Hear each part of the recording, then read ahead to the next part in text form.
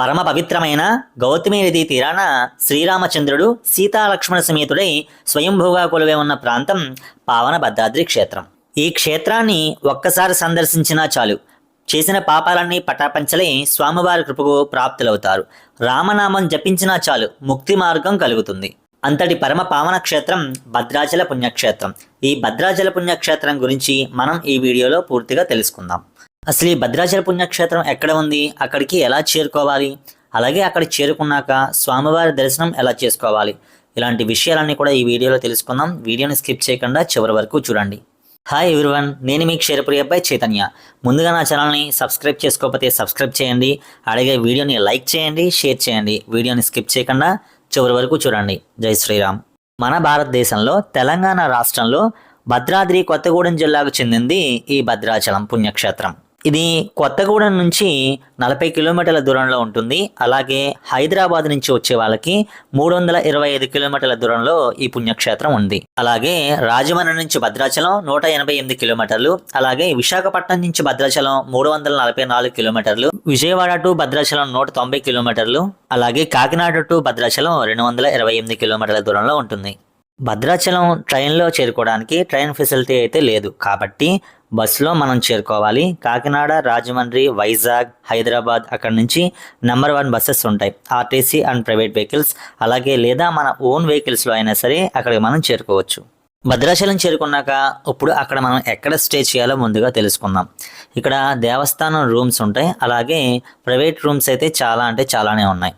మీకు ఇప్పుడు కనిపిస్తున్నది భద్రాచల ఆలయాన్ని ఆనుకుని ఉన్నటువంటి చిన్న చిన్న దుకాణాలు. ఈ దుకాణాల లోపల నుంచి అలా వెళ్తూ ఉంటే మనకి లగ్జరీ రూమ్స్, అలాగే బడ్జెట్లో రూమ్స్ కూడా దొరుకుతాయి.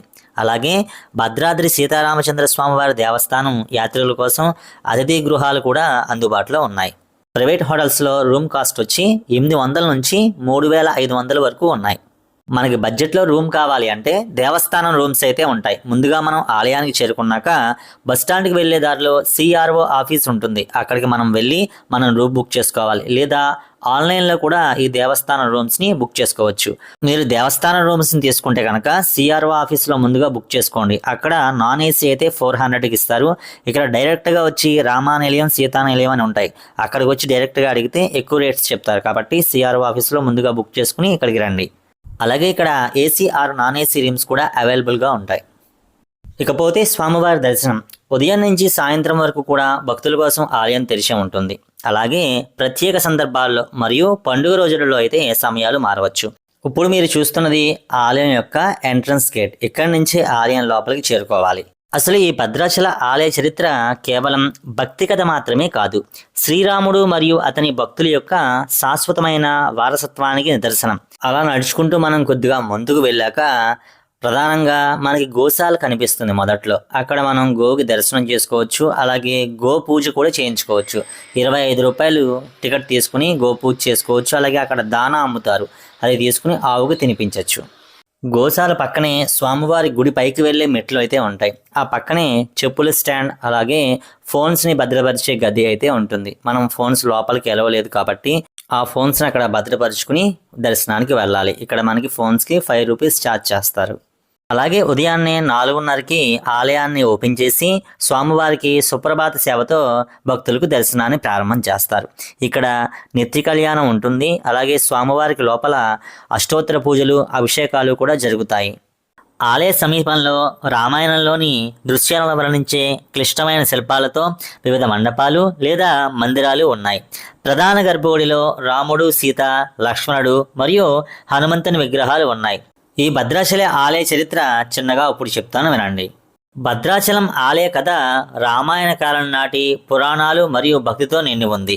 పురాణాల ప్రకారం రాముడు తన భార్య సీత మరియు సోదరుడు లక్ష్మణుడితో కలిసి వారి 14 సంవత్సరాల వనవాసంలో గణనీయమైన భాగాన్ని ప్రస్తుత భద్రాచలం సమీపంలోని దండకారణ్య అరణ్యంలో గడిపారు.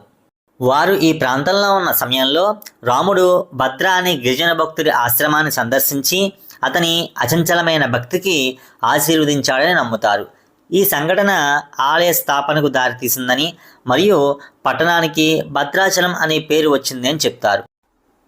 17వ శతాబ్దపు శ్రీ రామభక్తుడైన భక్త రామదాసుగా ప్రసిద్ధి చెందిన కంచర్ల గోపన్నకు ఆలయ నిర్మాణం ఘనత వహించింది. కుతుబ్ షాహీ పాలకుల హయాంలో భద్రాచలం తహసీల్దార్గా భక్తరామదాసు ఉండేవారు. అతని భక్తికి పొంగిపోయి రాముడికి గొప్ప ఆలయాన్ని నిర్మించాలని నిర్ణయించుకున్నాడు. అయినప్పటికీ అతను ఆలయాన్ని నిర్మించడానికి ప్రభుత్వానికి సహకరించిన ఆదాయాన్ని ఉపయోగించుకోవడం వల్ల అతను ఆర్థిక ఇబ్బందులను ఎదుర్కొన్నాడు. ఇది కనుగొనబడినప్పుడు అతన్ని పాలకుడు తానాషా జైలులో పెట్టాడు. పురాణాల ప్రకారం రామదాసు యొక్క దైవత్వాన్ని గ్రహించి అతనిని విడుదల చేయటానికి ఆదేశించిన తాన్షా కలలో రాముడు మరియు అతని భార్య సీత కనిపించారు. తదనంతరం కూడా ఆలయం పూర్తయింది. అప్పటి నుండి ఇది శ్రీరామ భక్తులకు గౌరవప్రదమైన తీర్థయాత్ర. స్వామివారి దర్శనం పూర్తయిన తర్వాత స్వామివారి వెనక భాగంలో లడ్డూ ప్రసాదం, పులిహార ప్రసాదం అమ్ముతారు. ఖచ్చితంగా తీసుకోండి. అలాగే మీకు ఇప్పుడు కనిపిస్తున్న ప్రదేశం గోదావరి నది. ఇక్కడే భక్తులందరూ కూడా ముందుగా మొక్కులు ఉన్నవారు మొక్కులు చెల్లించుకొని స్నానమాచరించి దర్శనానికి వెళ్తూ ఉంటారు. అలాగే ఇక్కడ భద్రాచలంలో వైష్ణవ పంచరాత్ర ఆగమ సాంప్రదాయాన్ని అనుసరిస్తుంది మరియు దాని పూజా విధానం శ్రీరంగంలోని రంగనాథ స్వామి దేవాలయం నమూనాలో ఉంది. భద్రాచలం వచ్చిన వారు ఖచ్చితంగా భద్రాచలం నుంచి సుమారు 42 కిలోమీటర్ల దూరంలో ఉన్న పర్ణశాలను దర్శించండి. పురాణాల ప్రకారం శ్రీరాముడు మరియు సీత వనవాస సమయంలో నివసించిన ప్రదేశమే పర్ణశాల. మరొక మంచి వీడియోతో అది త్వరలోనే మీ ముందుకైతే వస్తాను. ఇప్పటి వరకు నా ఛానల్ని సబ్స్క్రైబ్ చేసుకోకపోతే సబ్స్క్రైబ్ చేసుకోండి. వీడియోని ప్లీజ్ లైక్ చేయండి, షేర్ చేయండి. అలాగే ఏదైనా డౌట్ ఉంటే కింద కామెంట్ సెక్షన్లో కామెంట్ చేయండి. జై శ్రీరామ్.